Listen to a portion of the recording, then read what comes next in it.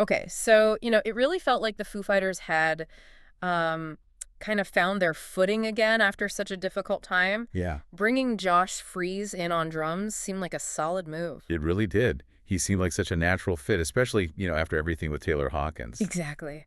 And then the news drops that he's actually out of the band. Hmm. It definitely makes you stop and think, right? Mm. After seeing him in those tribute concerts and on tour. Totally.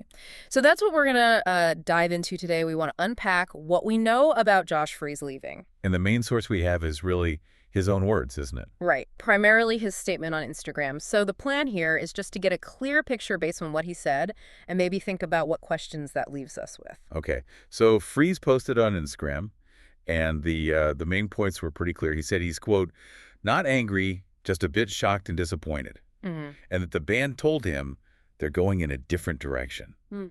That's the key phrase, really. That different direction. Yeah, it's direct, like you said. And the timing is, well, it's interesting. Yeah. He only joined in 2023, stepped in after Taylor's tragic passing, did a lot with them in that time. Oh, absolutely. The touring, those really, really emotional tribute shows he was central to? Right. It didn't feel like just a fill-in gig, It seemed pretty integrated. No, it felt more permanent.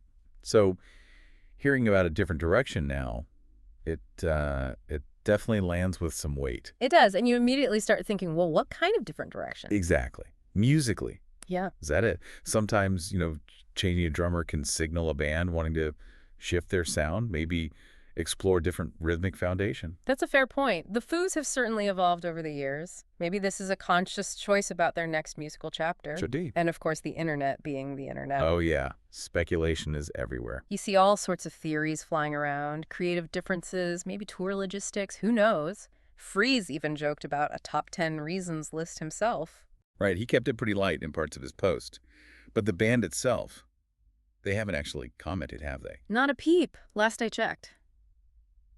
And that silence, well, it just adds fuel to the fire, doesn't it? It really does. It leaves everyone guessing. But, it's important to remember who Josh Freese is. Oh, absolutely. His track record is. Wow. Yeah. Seriously. We're talking Nine Inch Nails, Guns N' Roses, Devo, A Perfect Circle. Yeah.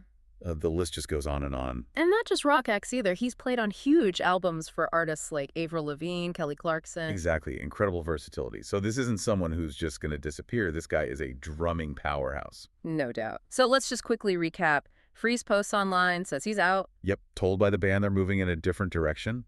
He's surprised, disappointed, but not angry. And this happens after about a year of pretty significant involvement, touring, tributes, the works. Mm-hmm.